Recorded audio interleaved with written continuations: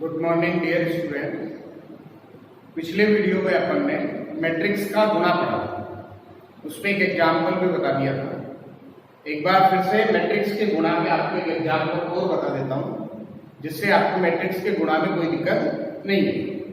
मैंने एग्जाम्पल लिखा है, यदि a बराबर 4 2 5 1 0 3 ये 2 क्रॉस 3 ऑर्डर का मैट्रिक्स है, तथा एक मैट्रिक्स B बराबर 6 7 0 1 2 5 1 0 3 ये 3 क्रॉस 3 ऑर्डर का एक मैट्रिक्स है। तो इस मैट्रिक्स का आपको AB याद करना है, AB फाइंड करना है। देखिए, मैंने आपको बताया था कि दो मैट्रिक्स का गुणा कब पॉसिबल है, कब संभव है, इसके बारे में मैंने आपको पिछले वीडियो में बता दिया था। एक बार फिर से बता देता हूं। एक मैट्रिक्स A है जिसका ऑर्डर आपके पास m क्रॉस n है, तथा एक मैट्रिक्स B है जिसका ऑर्डर n क्रॉस p है। तो ये दोनों मैट्रिक्स आपस में गुणा हो सकती हैं। ये दोनों मैट्रिक्स आपस में क्या हो सकती है? गुणा। क्यों हो सकती है? क्योंकि पहली मैट्रिक्स का स्तंभ और दूसरे मैट्रिक्स की पंक्ति आपस में बराबर होनी चाहिए, जो कि यहां पर है। तो जब ऐसा है तो ये दोनों मैट्रिक्स आपस में गुणा हो सकती है, और गुणा होने के बाद जो मैट्रिक्स आएगी उसका ऑर्डर कितना आएगा? m क्रॉस p ऑर्डर की आपको मैट्रिक्स प्राप्त होगी। अब इस एग्जाम्पल की बात करता हूं, तो देखिए, इसके अंदर एक मैट्रिक्स A है जिसका ऑर्डर आपको दिया हुआ है, इसका ऑर्डर है 2 क्रॉस 3, और इस मैट्रिक्स B का ऑर्डर है 3 क्रॉस 3। ये जो दोनों मैट्रिक्स हैं A और B, ये दोनों आपस में गुणा हो सकती हैं, क्योंकि मैट्रिक्स A में स्तंभों की संख्या 3 और मैट्रिक्स B में पंक्तियों की संख्या 3 दोनों बराबर हैं। तो ये दोनों मैट्रिक्स आपस में गुणा हो सकती हैं। गुणा होगी तो इसके बाद जो मैट्रिक्स गुणा होने के बाद जो तुम्हें मैट्रिक्स प्राप्त होगी उसका ऑर्डर कितना आएगा? 2 क्रॉस 3। तो देखिए, आपको A और B मैट्रिक्स को यहाँ पर गुणा करना है, आपको AB मैट्रिक्स प्राप्त करना है। तो यहाँ देखिए, आप A को आपको B से गुणा करना है। ये मैट्रिक्स गुणा के योग्य है। क्यों है? क्योंकि मैट्रिक्स A में स्तंभों की संख्या 3 है और मैट्रिक्स B में पंक्तियों की संख्या 3 है, जो कि आपस में बराबर है। अब A को B से गुणा करते हैं तो A में एलिमेंट है 4 2 5 1 0 3, और B में एलिमेंट है 6 7 0 1 2 5 1 0 3। इन दोनों मैट्रिक्स को आपस में गुणा करना। गुणा करने का तरीका मैंने आपको बताया था, याद हो तो। उल्टा टी याद हो। उल्टे टी का मतलब ये है कि ये पंक्ति है और ये स्तंभ है, अर्थात दो मैट्रिक्स को आपस में गुणा करते हैं तो पंक्तियों को स्तंभों से गुणा करते हैं।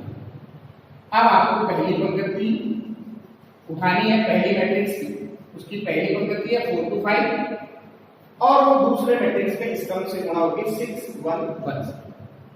एक पंक्ति एक स्तंभ से गुणा होगी तो एक एलिमेंट बनेगी, मैंने आप लोगों को पहले बता दिया। यहां पर देखिए 4 2 5 6 1 1 से गुणा होगी, तो गुणा करते हैं। पहला अवयव 4, स्तंभ के पहले अवयव 6 से गुणा होगा, कितना हो जाएगा? 4 into 6, प्लस पहला अवयव क्या है? 2, स्तंभ के पहले अवयव 1 से गुणा हो जाएगा तो 2 क्रॉस 1, प्लस पहला अवयव क्या है? 5, स्तंभ के पहले अवयव 1 से गुणा होगा तो 5 क्रॉस 1। तो देखिए, एक पंक्ति एक स्तंभ से गुणा हो तो पूरा एक एलिमेंट बन गया, क्योंकि अपन जब इसको सरल करेंगे तो एक अवयव आएगा। या देखिए, ये पंक्ति दूसरे स्तंभ से गुणा होगी, क्योंकि इस पंक्ति को दूसरे मैट्रिक्स में जितने स्तंभ हैं सबसे बारी-बारी से गुणा करते जाना है। 4 को आप 7 से गुणा करेंगे 4 into 7, प्लस 2 को 2 से गुणा करेंगे तो 2 क्रॉस 2, 5 को 0 से गुणा करेंगे तो प्लस 5 इंटू 0। ये पंक्ति दूसरे स्तंभ से गुणा होगी, दूसरा एलिमेंट बन गया। ये पंक्ति तीसरे स्तंभ से गुणा होगी तो देखिए कितना हो जाएगा, 4 cross 0 plus 2 cross 5 plus 5 into 3।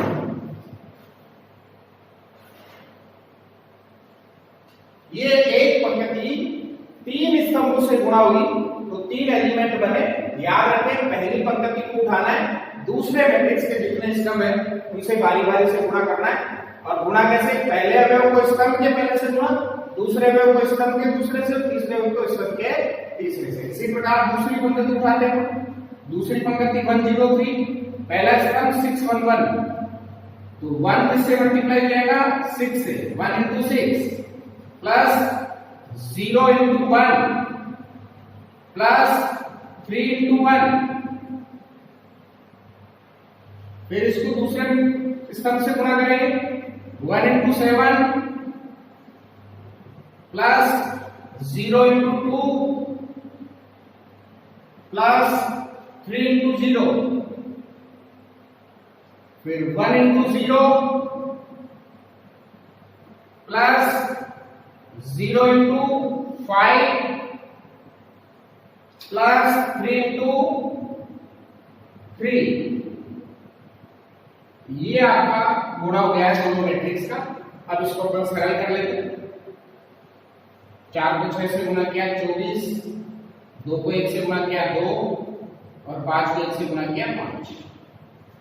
4 को 7 से गुणा किया 28 प्लस 2 को 2 से गुणा किया 4 प्लस 5 को 0 से गुणा किया 0।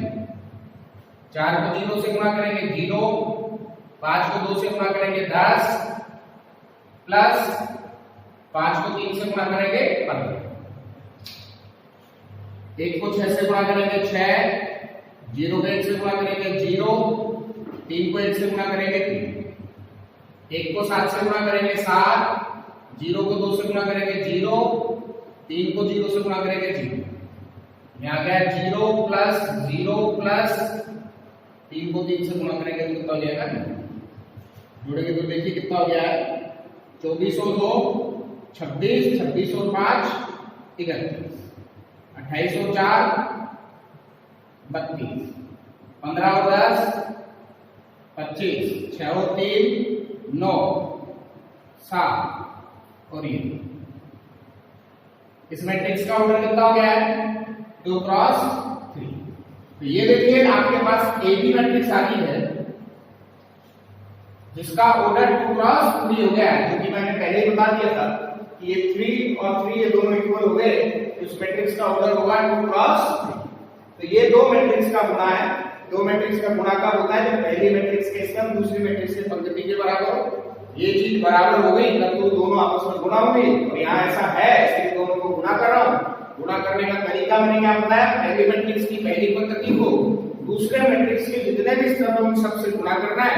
तो पहली मैट्रिक्स की पहली पंक्ति दूसरे मैट्रिक्स के पहले स्तंभ से गुणा होगी एक अवयव, दूसरे स्तंभ से गुणा होगी दूसरा अवयव, तीसरे स्तंभ से गुणा होगी तीसरा अवयव बन जाएगा। इसी प्रकार पहले मैट्रिक्स की दूसरी पंक्ति को तीनों स्तंभ से गुणा करेंगे तो 3 एलिमेंट बनेंगे, सरल करेंगे तो आपके सामने ये मैट्रिक्स प्राप्त होगी 2 क्रॉस 3 होगी।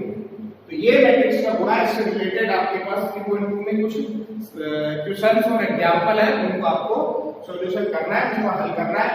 सारी प्रॉब्लम 3.1 और 3.2 की पूरे कंसेप्ट बताने के बाद शुरू से सारी बातें प्रॉब्लम आपकी जो है जितनी भी वो सारी आपको बता दी जाएगी। तो क्वेश्चन आप ये उतार दो, आप ये सॉल्यूशन तो आपको खुद को करना है।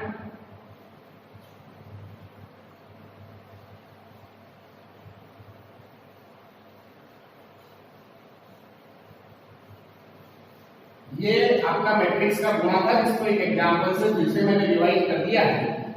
अब नेक्स्ट टॉपिक जो आपका है वो आता है मैट्रिक्स के गुणधर्म, मैट्रिक्स योग के गुण। जो आपने योग और गुणन पढ़ा है,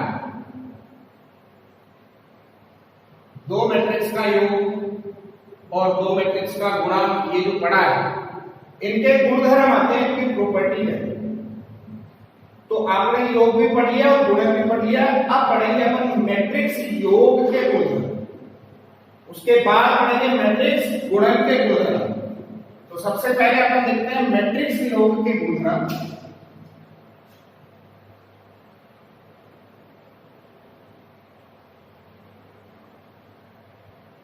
मैट्रिक्स योग के गुणधर्म।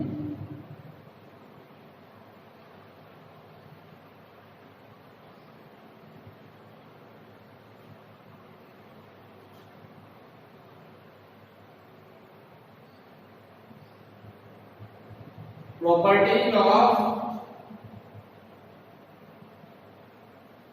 Addition matrix.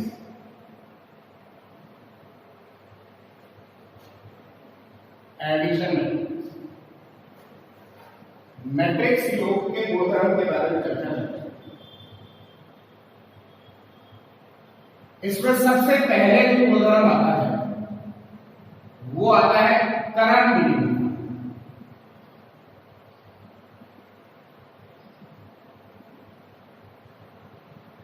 वो आता है करण विनिमय। देखिए इसके बारे में बताता हूं। करण विनिमय, आपके पास दो मैट्रिक्स हैं ए और बी। ए में एलिमेंट है ए आई जे एन क्रॉस है, और एक मैट्रिक्स है बी जिसमें एलिमेंट है B I J N cross.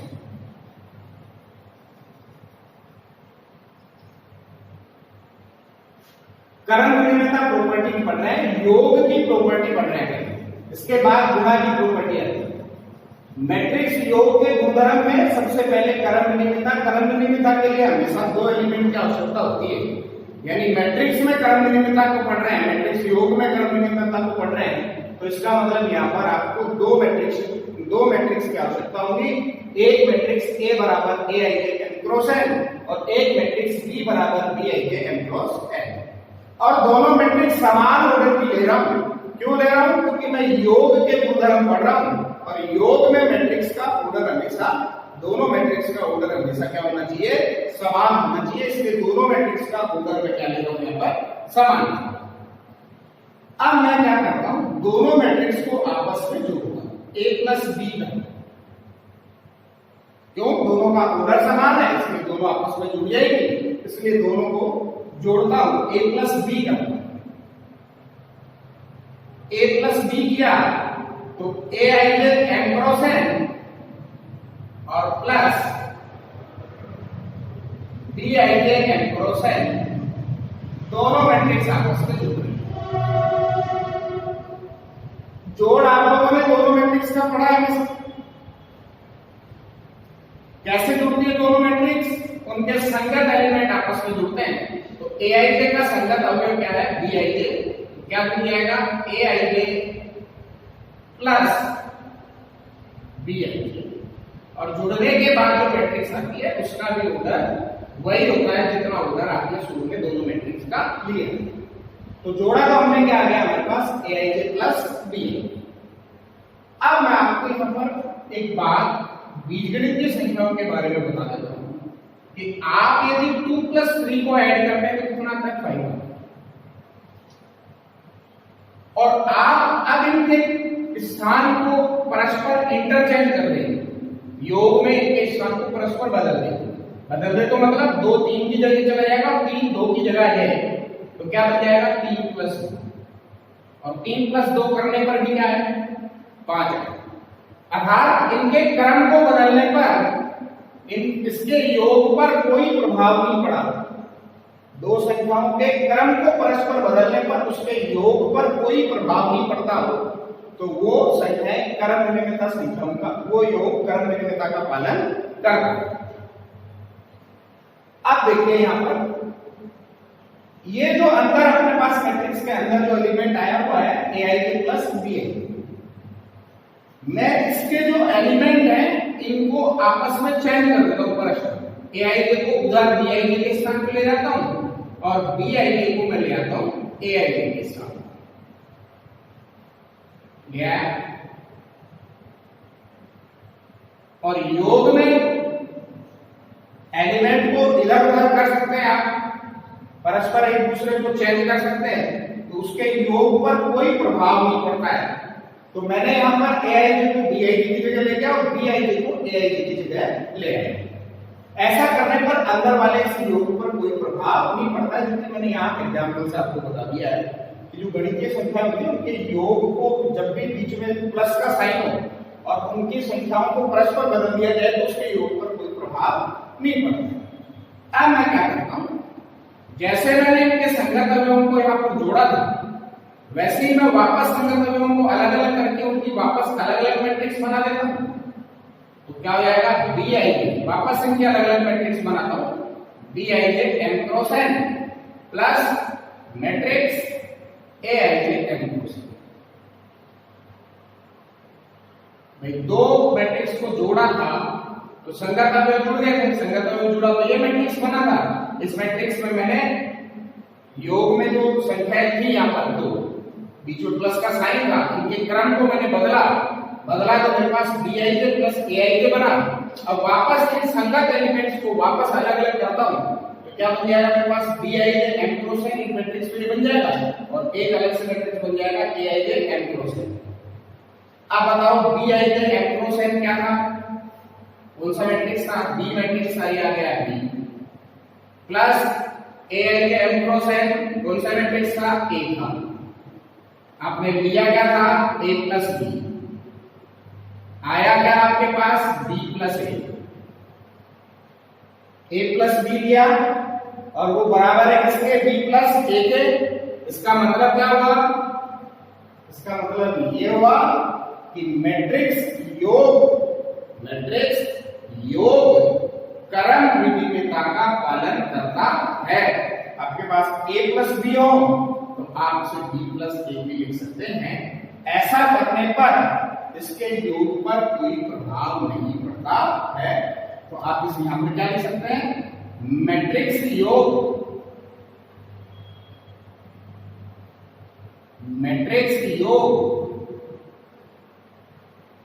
क्रम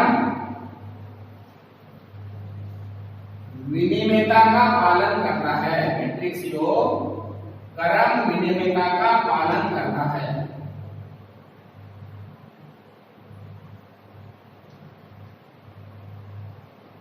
मैट्रिक्स योग क्रम विनिमेयता का पालन करता है, ये पहली प्रॉपर्टी है। फिर से समझा देता हूं। एक मैट्रिक्स A बराबर aij m क्रॉस n होगा की है और एक मैट्रिक्स B बराबर bij m क्रॉस n होगा। दोनों समान ऑर्डर की मैट्रिक्स हैं, क्योंकि योग के गुणधर्म हम पढ़ रहे हैं तो दोनों समान क्रम की ही मैट्रिक्स आपको लेनी है। मैं इन दोनों को आपस में जोड़ता हूं, a प्लस b करता हूं। मैंने यहाँ पर a प्लस b किया तो aij m cross n plus bij m cross n दो मैट्रिक्स आपस में जुड़ेगी। मैंने आपको क्या कहा था कि दो मैट्रिक्स आपस में समान ऑर्डर की तो जुड़ेगी, तो उनके संगत एलिमेंट आपस में जुड़ेंगे। तो aij का संगत क्या है, bij। अब मैंने आपको ये बताया कि अपनी गणितीय जो संख्याएं वो जैसे 2 प्लस 3 करते हो तो कितना आता है 5। आप उनके स्थान को इंटरचेंज करते हैं, 2 को उधर ले जाए, 3 को इधर ले आए, तो 3 प्लस 2 होने के बाद में कितना आता है 5 आता है। तो योग में संख्याओं को परस्पर बदलने पर उसके योग पर कोई प्रभाव नहीं पड़ता है। तो aij प्लस bij का मैं स्थान बदलता हूँ, bij मैं पहले लाता हूँ, aij मैं बाद में ले जाता हूँ। तो bij प्लस aij ऐसा किया तो यहाँ के योग और यहाँ के योग पर कोई प्रभाव नहीं पड़ता है। अब जैसे मैंने दो मैट्रिक्सों का योग किया तो एलिमेंट्स को ऐसे लिखा था, इंटरचेंज कर दिया इनके स्थानों को, तो bij प्लस aij आ गया है। अब दोनों एलिमेंट्स को अलग अलग करके उनकी वापस से अलग अलग मैट्रिक्स बनाता हूँ, क्योंकि संगत अवयव जुड़े हुए हैं, संगत अवयवों को अलग अलग कर देता हूँ और अलग अलग उनकी मैट्रिक्स बना देता हूँ। तो bij m cross n, aij m cross n और मैट्रिक्स के साइड में उनको एलिमेंट को बंद कर रहा हूं। तो bij m क्रॉस n कौन सा मैट्रिक्स है, b मैट्रिक्स है, और aij m क्रॉस n कौन सा मैट्रिक्स है, a मैट्रिक्स है। लिया हमने a प्लस b था, आया हमारे पास क्या है b प्लस a और बीच में साइन किसका बराबर का, इसका मतलब a प्लस b लिख दो दो मैट्रिक्स के योग को, या b प्लस a लिख दो दो मैट्रिक्स के योग को, अर्थात मैट्रिक्स योग क्रम विनिमेयता का पालन करता है। ठीक है। तो ये आपका पहला गुणधर्म है, जिस पे आप एक एग्जांपल से भी आप जो है इसको थोड़ा सा शुरू कर सकते हैं। आपके पास जैसे एक मैट्रिक्स A बराबर 1 2 3 4, एक मैट्रिक्स B बराबर है 0 2 5 7। आप इन दोनों मैट्रिक्स को जोड़ते हैं, A प्लस B कर रहे हैं, कितना आएगा 1 2 3 4 प्लस जोड़ेंगे इसमें 0 2 5 और 7। जब इन दोनों मैट्रिक्स को आपस में जोड़ेंगे तो देखिए क्या आएगा, 1 प्लस 0 कितना हो जाएगा 1, 2 प्लस 2 कितना हो जाएगा 4, 3 प्लस 5 कितना हो जाएगा 8, 4 प्लस 7 कितना हो जाएगा 11। अब ये A प्लस B आ गया है, आप B प्लस A करेंगे तो B प्लस A, पहले B मैट्रिक्स को रख लो। B मैट्रिक्स क्या है 0 2 5 7, इसके अंदर आप इसको ऐड कर देंगे। A मैट्रिक्स को A मैट्रिक्स कितना है 1 2 3 4, दोनों मैट्रिक्स को ऐड कीजिए आप लोग। 0 प्लस 1 कितना होगा 1, 2 प्लस 2 कितना हो जाएगा 4, 5 प्लस 3 कितना हो जाएगा 8, 7 प्लस 4 कितना हो जाएगा 11। देखिए B प्लस A आ गया आपके पास। B प्लस A और A प्लस B का योग देखिए, दोनों मैट्रिक्स क्या सेम आ रही है क्या, 1 4 8 11 1 4 8 11। ये था A प्लस B, ये है B प्लस A। इसका मतलब दोनों मैट्रिक्स आपस में क्या है, बराबर है, अर्थात मैट्रिक्स योग करण नियमितता का पालन करता है। आपको ये भी उतारना है और नीचे एग्जांपल लगा करके ये नोट्स की कॉपी में उतार दीजिए। ये पहला गुणधर्म था। इसका सेकंड टाइप आता है आपके पास मैट्रिक्स योग के गुणधर्म का दूसरा आता है साहचर्यता।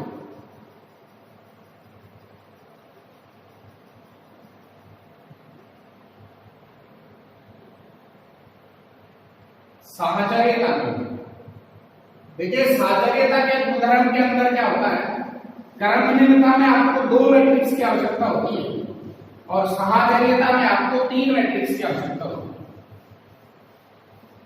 साहचर्यता में आपको 3 मैट्रिक्स लेते हैं। मान लिया आपने एक तो ले लिया A बराबर Aij m cross n, B बराबर Bij m क्रॉस n, और तीसरा मैट्रिक्स एक ले लिया C बराबर Cij m क्रॉस n। ये 3 मैट्रिक्स ले लिए अपन ने। कर्मनियमितता में 2 मैट्रिक्स लेनी पड़ेगी, साहचर्यता में आपको 3 मैट्रिक्स की आवश्यकता है।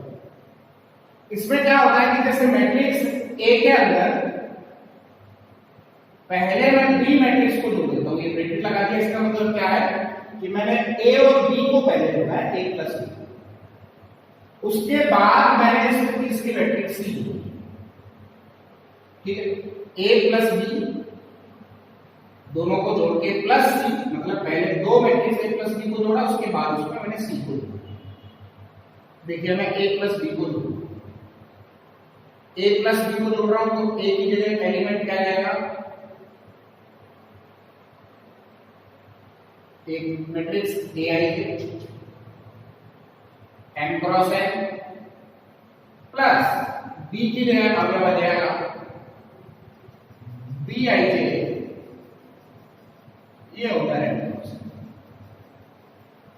मतलब मैंने पहले इन दोनों मैट्रिक्स को जोड़ा है और ये प्लस का C की जगह क्या आ जाएगा Cij n क्रॉस n। तीनों का ऑर्डर समान है क्योंकि जब भी 2 या 2 से अधिक मैट्रिक्स को आपस में जोड़ते हैं तो उन सबका ऑर्डर समान होना चाहिए। और साहचर्यता में 3 मैट्रिक्स लेते हैं और कर्मनियमितता में 2 मैट्रिक्स। देखिए Aij m cross n plus Bij m cross n, पहले 2 मैट्रिक्स को जोड़ना है। संगत अवयव आपस में जुड़ेंगे, संगत अवयव आपस में जुड़ेंगे तो Aij के साथ कौन जुड़ेगा, Aij का संगत अवयव क्या है Bij। जुड़ने के बाद ऑर्डर कितना आएगा m क्रॉस n, तो ये मैट्रिक्स आपस में दोनों जुड़ गई है और जुड़ने के बाद ऑर्डर आ गया m क्रॉस n। और प्लस तीसरा मैट्रिक्स अपना कौन सा जुड़ेगा Cij m क्रॉस n। अब ये एक एलिमेंट हो गया है जिसका ऑर्डर m क्रॉस n इस मैट्रिक्स का, और इसमें Cij m cross n order की मैट्रिक्स को जोड़ना है। तो जब ये मैट्रिक्स आपस में जुड़ेगी तो क्या बन जाएगा aij प्लस bij का संगत अवयव क्या है cij, तो पूरा ये क्या बन जाएगा aij plus bij plus cij, और इसका ऑर्डर हो जाएगा m क्रॉस n। अब बेटा मैं इसको ऐसा लिख सकता हूं, ये हो गया है aij प्लस यहां ब्रैकेट लगा के इन दोनों को साथ ले लेता हूं, किसको किसको bij plus cij m cross n। ये मैट्रिक्स है, इनमें इन दो एलिमेंट को मैंने साथ ले लिया है प्लस इस aij को इधर। आप देखिए बेटा ये आ गया है aij, अब एक एलिमेंट ये है प्लस दूसरा एलिमेंट ये है, दो मैट्रिक्स में संगत अवयवों को जोड़ा है तो उस मैट्रिक्स में से संगत अवयवों को अलग अलग करके उनकी मैट्रिक्स बना सकता हूं। यहां क्या बन जाएगा aij m क्रॉस n, एक मैट्रिक्स को किस अवयव की बन जाएगी प्लस एक मैट्रिक्स किस अवयव की बन जाएगी जिसकी bij plus cij m cross n। अब देखिए बेटा aij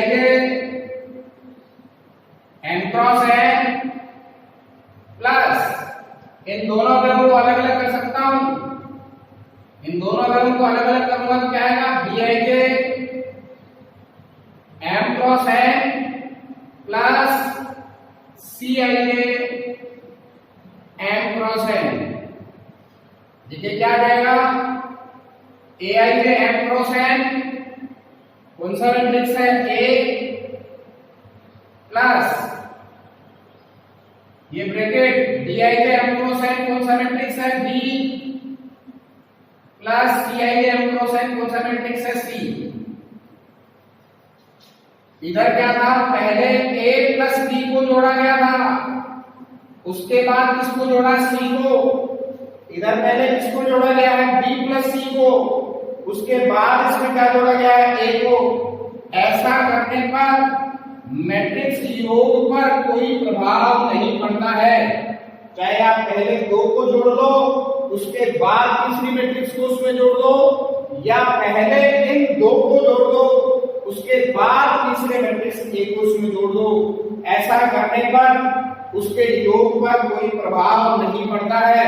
तो आप क्या लाइन लिख सकते हो, मैट्रिक्स योग सहजज्ञता का पालन करता है, मैट्रिक्स योग सहजज्ञता का पालन करता है। इस पे आप कोई भी एक एग्जांपल अपनी तरफ से भी ले सकते हैं। जैसे आपके पास एक मैट्रिक्स है A, एलिमेंट है 1 2 3 4, एक मैट्रिक्स है आपके पास B 0 3 5 -1, और एक मैट्रिक्स है आपके पास C 1 -1 2 और 3। इन दोनों मैट्रिक्स को ये तीन मैट्रिक्स हो गई है, इन तीन में पहले इन दो को जोड़ते हैं A प्लस B को, उसके बाद इसमें अपन किस मैट्रिक्स को जोड़ते हैं C को। तो देखिए पहले A प्लस B को जोड़ रहा हूं, A मैट्रिक्स कौन सी है 1 2 3 4, प्लस B मैट्रिक्स कौन सा है 0 3 5 -1, और इसमें मैं जोड़ रहा हूं C मैट्रिक्स को। C मैट्रिक्स कितना है 1 -1 2 और 3। अब देखिए बेटा ये शुरू की दो मैट्रिक्स जुड़ेंगे आपस में, पहले 1 + 0 कितना हो जाएगा 1, 2 + 3 कितना हो जाएगा 5, 3 + 5 कितना हो जाएगा 8, 4 plus minus minus 4 -1 3 plus third matrix कौन सा है 1 -1 2 और 3। इन दोनों को आपस में जोड़ते हैं, 1 + 1 कितना हो जाएगा मैट्रिक्स में 2, 5 + -1 कितना हो जाएगा -1, 5 - 1 4, 8 + 2 कितना हो जाएगा 10, और 3 प्लस 3 कितना हो जाएगा 6। ये आपका आया a plus b plus c। अब देखिए बेटा, ये अपने पास आ गया a plus b plus c आया। अब मैं आपके सामने a प्लस a को जोड़ता हूं, पहले b प्लस c को जोड़ता हूं। a plus b plus c, पहले b प्लस c को जोड़ रहा हूं। a की जगह a का मैट्रिक्स उतार दो, कितना है 1 2 3 4, और ये प्लस का साइन और ये छोटा b, और b और c को जोड़ रहा है। b मैट्रिक्स कितना है 0 3 5 -1 प्लस c मैट्रिक्स है 1 -1 2 और 3। देखिए इन दोनों मैट्रिक्स को जोड़ता हूं अब 1 2 3 4 plus 0 plus 1 1 3 plus -1 2 5 plus 2 7 -1 plus 3 कितना हो जाएगा 2। अब इन दोनों मैट्रिक्स को आपस में जोड़ता हूं तो 1 प्लस 1 कितना हो जाएगा 2 2 प्लस 2 कितना हो जाएगा 4 3 प्लस 7 कितना हो जाएगा 10 और 4 प्लस 2 कितना हो जाएगा 6। देखिए इसका योग 2 4 10 6 2 4 10 6। इसका मतलब ऐसा करने पर और ऐसा करने पर इसके योग पर कोई प्रभाव नहीं पड़ता है। इसका मतलब मैट्रिक्स योग साचर्यता का पालन करता है। मैट्रिक्स योग किसका पालन करता है? साचर्यता। ठीक है, तो ये आपको नोट्स की कॉपी में उतार लेना है। एक बार इस वाली बात को फिर से समझा देता हूं, यहां भी लिखा था मैंने उसको।